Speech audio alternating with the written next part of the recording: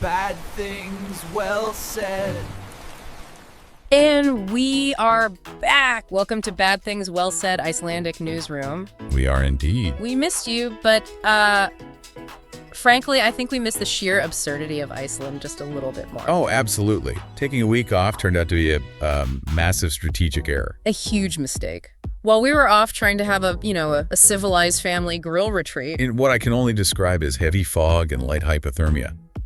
The sausages, however, were cooked perfectly. The sausages were flawless, but the country decided to, fundamentally transform itself while we were gone. It did not take annual leave, that's for sure. The administrative chaos is running at full steam. And that's what we're digging into today. We're calling it the Great Hollow Out. It's this systemic contradiction playing out right in front of us. Externally, Iceland is upgrading its status, militarily, statistically, you name it. We're hardening the shell. We're moving from being the relaxed remote spa of the North Atlantic to basically a primary plug board for Western military logistics. Yeah. And while that's happening, our internal civic infrastructure, healthcare, media, social services is just collapsing under the weight of flu, ice, and pure bureaucratic incompetence. It's dissolving from the inside out. Season 2.5, previously on Iceland. So let's just run through the headlines that prove this point.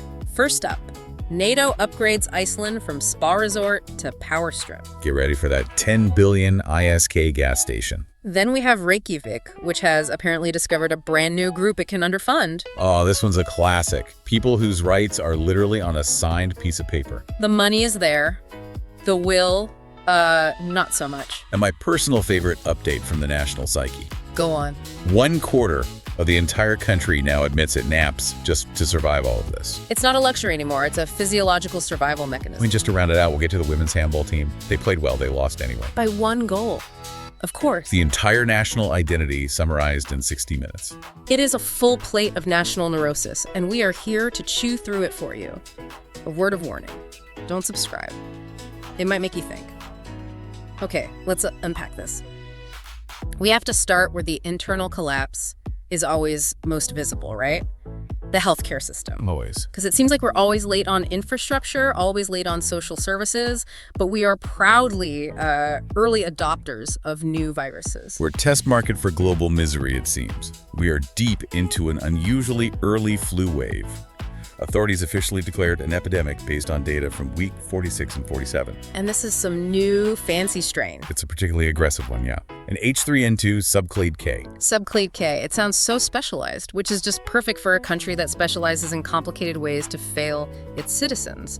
But what's really striking is how fast the system got overwhelmed. Oh, immediately. The capacity is just so brittle. That's the core vulnerability. What are the numbers looking like? Well, the Landsmittel emergency room in Helguvík has been seeing spikes of over 220 arrivals daily. 220. And the usual high is what, 170? Around 170, yeah. And this strain isn't just viral, that's the other thing. It's physical. People are literally falling like bowling pins on the ice. Yes. The famous Icelandic street maintenance program, which I believe exists only in theory. Entirely in theory. So, what was the brilliant, comprehensive public health advice from the hospital system? Did they, mobilize resources, grit the sidewalks, open a new wing? No, nothing like that. Yeah. The official piece of preventive medicine issued by the hospital was a public service announcement instructing citizens to literally walk like penguins. Walk like penguins. You have to elaborate on the physics of this for me. It's pure biomechanics applied to administrative failure. The advice is to walk slightly bent forward, shift your center of gravity over your front leg. You're hugging the ground with your center of mass. You are. It's a stunningly transparent admission that the state has totally failed on infrastructure, on the icy sidewalks, and is now just substituting structural repair with, forced, slightly absurd citizen performance. So instead of spending money to make sure people don't fall, they're making everyone cosplay as Antarctic birds to save themselves a trip to the ER. That's the strategy. The image of everyone shuffle walking around downtown Reykjavik trying not to break a hip is it's perfect satire. But the crisis isn't just in the capital's icy streets. We have a much more severe and frankly tragic collapse playing out up north. At the Akureyri Hospital, SAK. Exactly. This is the Great Hollow Out in miniature. It's a case of bureaucratic purity almost killing the patient. So let's go north. What's the root cause here? This sounds like it's a failure of design, not just high flu numbers. It is 100% a failure of design. For years, regional hospitals like SAK had this huge problem. How do you get highly specialized doctors, oncologists, cardiologists to move to a place like Akureyri? Right, where the cost of living is high, but the public sector wage caps are so low. You can't pay them a competitive salary. Yeah. So SAK, like others, relied on a systemic loophole.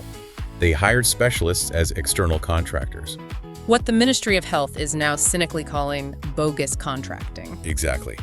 It was a structural band-aid, a necessary administrative fiction that let them pay market rates and keep essential services running in the north. So this questionable accounting was the only thing preventing a total implosion of regional healthcare. So what did the ministry do? Well, in a grand drive for, administrative cleanup and financial purity. Spreadsheet aesthetics. Perfect term for it. Yeah. They cracked down. They ordered an end to the whole practice. And the result of this bureaucratic purity test? The termination of contracts for between 11 and 13 specialist doctors at SAK. Oh, wow.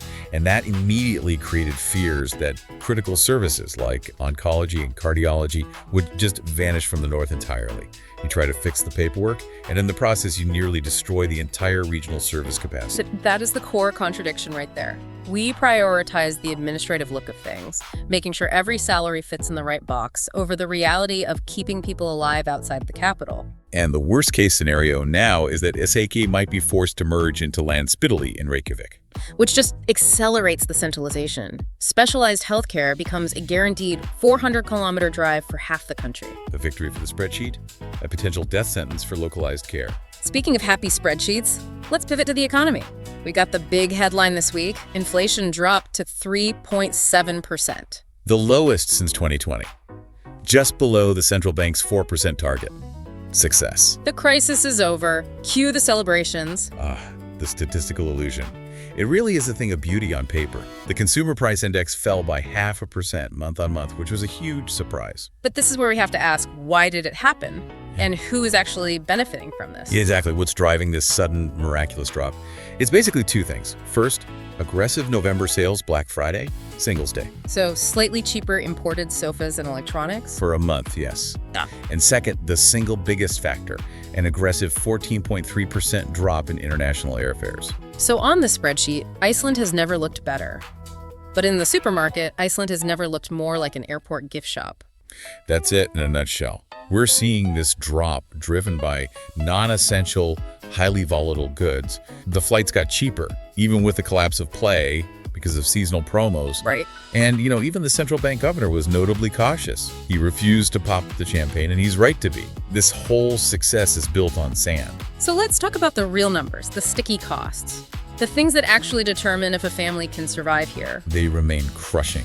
Food and non-alcoholic drinks are up 6.0% year on year. Housing, utilities, your rent, your mortgage interest, all up 6.5%. So the success is based on the idea that you can afford a cheap flight to escape the reality that it costs 6.5% more to just live in your home. It's a psychological victory, a sleight of hand. And of course, once those airfares snap back up for the December holidays, which they will, that 3.7% could vanish overnight. And we're back to square one. Okay, here's where governance gets truly interesting and, frankly, unprecedented.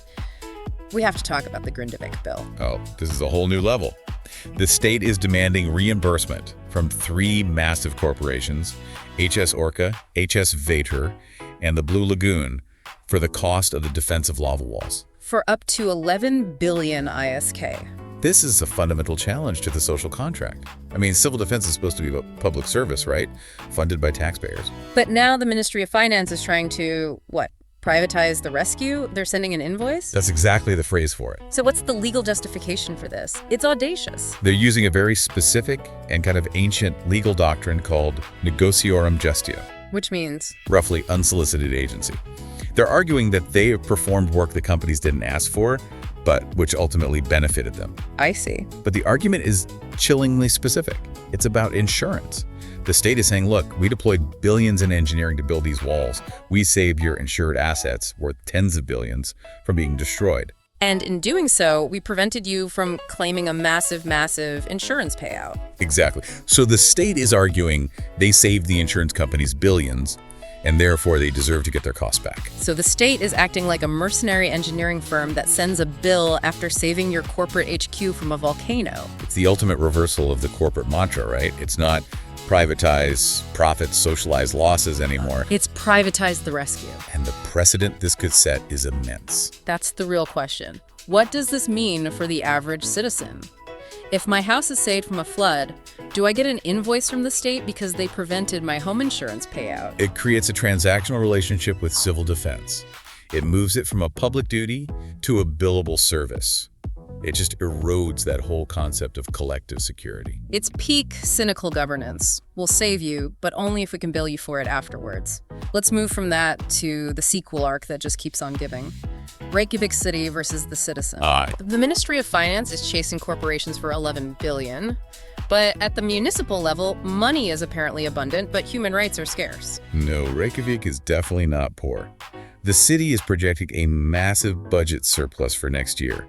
Nearly 19 billion ISK. 19 billion for a city this size. And they're celebrating their financial responsibility. Of course they are. Last time we checked, they had money but couldn't staff kindergartens or change streetlights. What's the flavor of absurdity this week? This week, the moral vacuum is defined by 42 people. Okay. The disability organization OBI reports that the city has explicitly failed to budget for NPA, that's user-controlled personal assistance, for 42 individuals. And let's be very clear about this detail because it's crucial. These 42 people are not on some waiting list of dreams. Yeah. They hold a signed legal document confirming their right to this assistance. They have the paperwork in hand. And this is the bureaucratic cruelty of it all. The money exists. That 19 billion ISK surplus is real. But it's being allocated to spreadsheets and, vague future projects, not to realizing current confirmed human rights. Let's put that in perspective. Providing NPA for 42 people for a year, what would that even cost? A tiny fraction of 19 billion. It's mathematically negligible, maybe a few hundred million ISK. The city can count its cash down to the last krona, but it chooses not to count 42 of its most vulnerable citizens. It's not an act of poverty, it's an act of choice. It's bureaucratic choice. They're not saying we can't afford it, they're saying we can afford it, but we prioritize the appearance of financial prudence over funding your confirmed legal existence. It's the triumph of administrative fetishism. They are financially responsible to the Excel sheet, not to the human beings they govern. They've created a moral surplus, money they could spend but choose not to, at the direct expense of human dignity. All right, let's leave the crumbling interior for a moment and talk about the exterior shell, the part the government is busy polishing up for its global debut. Yes, the geopolitical upgrade. We take 1 week off for a foggy barbecue, and we come back to find out we're not a spa resort anymore. We are officially a plug board for Western military logistics. Geopolitics is moving a lot faster than the flu. The centerpiece of this was the visit from NATO Secretary General Mark Rutte. November 27th. And he did not mince words, did he? No. He publicly stated that Iceland is now on the front line, that we are the eyes and ears of the alliance, referencing the GI-UK gap. That old Greenland, Iceland, UK choke point. And what was fascinating was the rhetoric he used. He deliberately brought up Iceland's myth of pacifism, being far from war paths. Only to argue the exact opposite. Precisely, to say those days are definitively over. Yeah. It was a very polite, smiling notification that we've been conscripted into the new Cold War architecture. We're the friend who insists they're non-confrontational while holding the car keys, the router, and, critically, the gas card. And that's the concrete part of this, the Helguvík fuel depot plan. This is not just rhetoric. This is 10 billion ISK worth of concrete. A major, irreversible change. NATO is funding a huge expansion of the fuel depot near Helguvík. Up to 10 billion ISK, financed directly by NATO. And the specs are military grade. A new 390-meter quay, storage for 25,000 cubic meters of marine fuel. 25,000 cubic meters? That's not for a few fishing trawlers. No, that is for sustained refueling of Allied destroyers and frigates hunting Russian submarines in the North Atlantic. It transforms us from a passive staging post into an active, high-capacity logistical hub. The government stresses this dual-use idea for civilian and military purposes. Of course. But the NATO funding and the location make the primary purpose undeniable. This is the death of the comfortable neutrality myth. So we've gone from being a nice spot for a diplomatic meeting to being the North Atlantic gas station. What does that do to our risk profile? It changes it fundamentally. Building something this large and this vital automatically puts Helguvík on a list of priority targets for Russian missiles in any kinetic conflict. We are guaranteeing ourselves a front row seat. Now let's tie this back to domestic industry with the Helguvík verdict, a perfect illustration of the cost of this alignment. Yes, Helguvík, VYLFAG, the company that lost huge contracts with Russian entities like Norebo because Iceland adopted the sanctions. And they sued the state. They did, and the court just cleared the state of liability. The ruling was that the government acted entirely within the law. Foreign policy and upholding sanctions comes before the economic interest of domestic business. The paradox is just stunning. On Monday, we welcome writ and celebrate being on the front line. On Friday, we get a verdict that says punishing our own industry to uphold those values is perfectly legal. Excel is happy. Our businessmen, not so much. So we're militarily key, providing the NATO infrastructure. But what are we economically? We got a pretty brutal reminder this week in Brussels. The silicon tariff humiliation. Yes. Iceland and Norway asked for an exemption from the EU's new safeguard tariffs on silicon metal. A logical argument. Logical, but denied. The EU said no. And the diplomatic fallout was just, well, humiliating. Norwegian media reported that EU officials were derisively calling the lobbying effort a Viking raid. They mocked us. They mocked us. And the irony is this time the Vikings were begging, not pillaging, and they got sent home empty-handed. It just highlights this dangerous asymmetry. Right. We are militarily crucial to NATO, but economically marginal to the EU. We're pouring billions into fueling their next war, while Brussels is making sure our homegrown industry can't compete. It's a perfect snapshot of our current role. Politically essential, economically disposable. Now let's turn to the sound of silence, the most critical part of this hollow-out analysis, the media collapse. This is a huge structural shift in our information ecosystem. CSEEN, the company behind Stow2 and Vizier, announced it's going to stop broadcasting evening TV news on weekends and public holidays. Starting December 1st, the death of the weekend news cycle. This isn't just a programming tweak. This creates a dangerous, systemic vacuum of information. It's a 48-hour gap. It means Ruv, the state broadcaster, becomes a monopoly for televised news on Saturdays and Sundays. So who is scrutinizing the government or providing an alternative viewpoint during a weekend crisis? Nobody. The cynical implication is that disasters and political scandals are now kindly requested to only occur during standard business hours, Monday to Friday. If a volcano erupts on Saturday, the private sector will televise the lava flow on Monday morning. And the CEO of Sin was pretty explicit about why, right? It's about Ruv. It is. She blamed Ruv's dual funding model. The state broadcaster gets billions in tax revenue and competes for advertising. She says it makes 7-day private news economically unsustainable. So it's a total capitulation. It's an admission that the Fourth Estate is now a loss leader they can't afford to run on a weekend. The market has failed to support democracy. And in a country defined by high dynamic crises, volcanoes, storms, avalanches, relying solely on the state broadcaster for 48 hours is incredibly dangerous. Any state-sanctioned narrative will just fill that void instantly. And the irony of this informational collapse is just magnified when you look at what the government is doing at the same time. Which is? Preparing for total systemic failure. The paradox of catastrophic governance. Exactly. The Justice Minister has introduced a bill to formalize a new, highest alert level THYO THAR vow.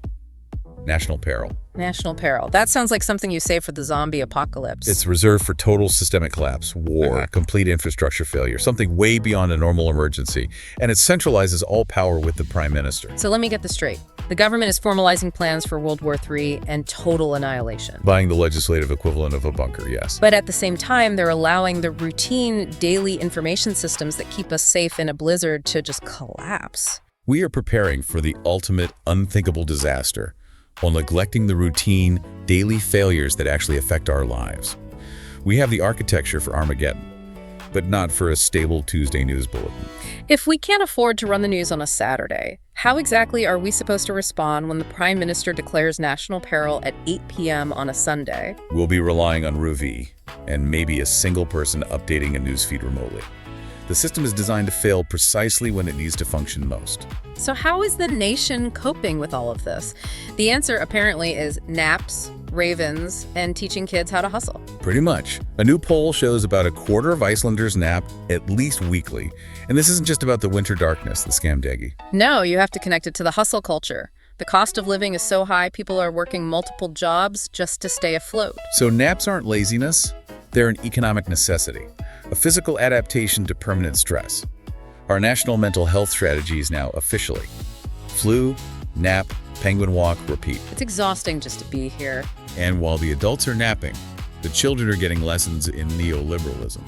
You're talking about Gunnar Helgesson's new book, Bertinger and the Great Phone Ban. It's an instruction manual for economic survival. The kid's parents ban his phone. His response isn't to go outside, it's pure capitalism. He starts hustling, collecting cans, running tiny scams to earn money to buy his own device. It's Intro to Neoliberalism for Preteens. Since the state won't regulate the apps, we'll just publish a book teaching kids that the only way to solve a problem is relentless individual entrepreneurship. The hero is the one who overcomes responsible parenting through hustle. And this need for a simpler narrative with a happy ending brings us to the biggest missing person case of the week. Die Mother-Rasen. The entire nation put its worries on hold for 3 days to fret about a tame celebrity bird. And the twist. She was found safe by, of all people, a well-known Icelandic magician.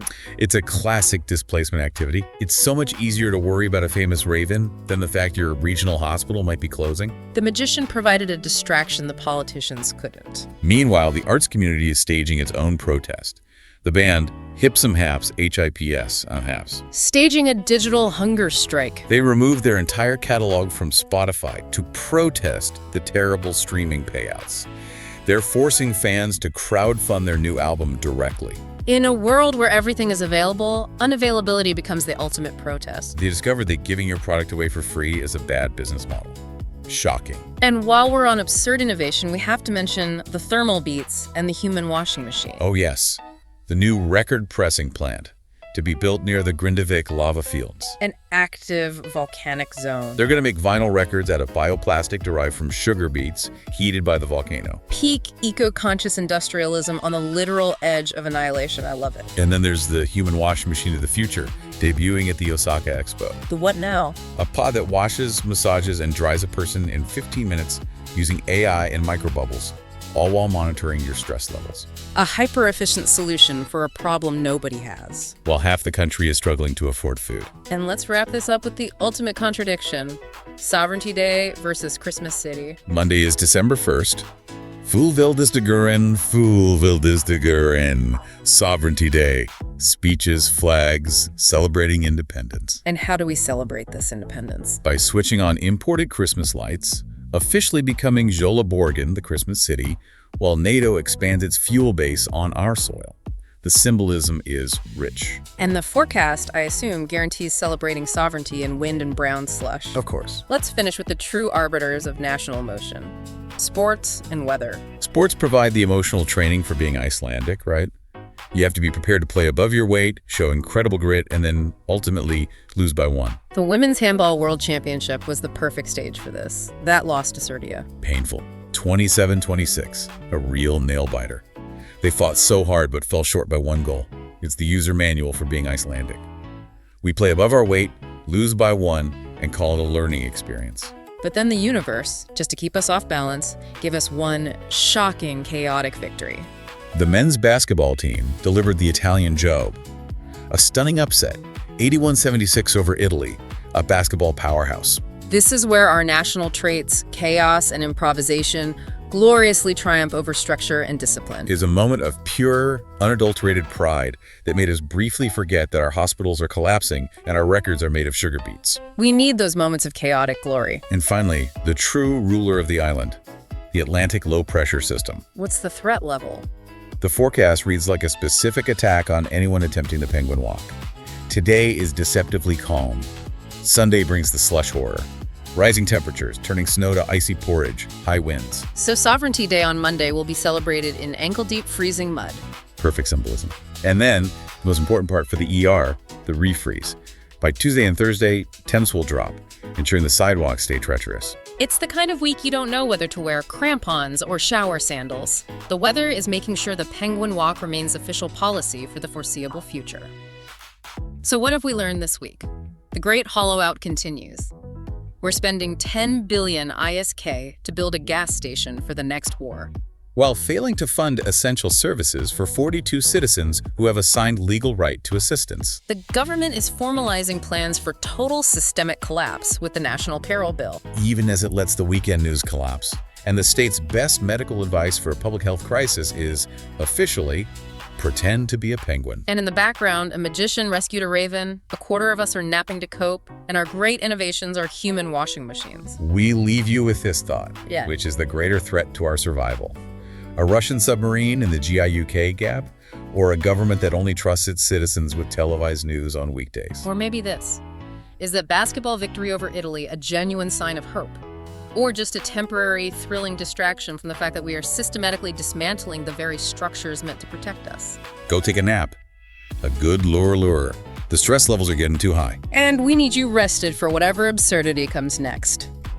Thanks for tuning into Bad Things Well Said Icelandic Newsroom. See you next time.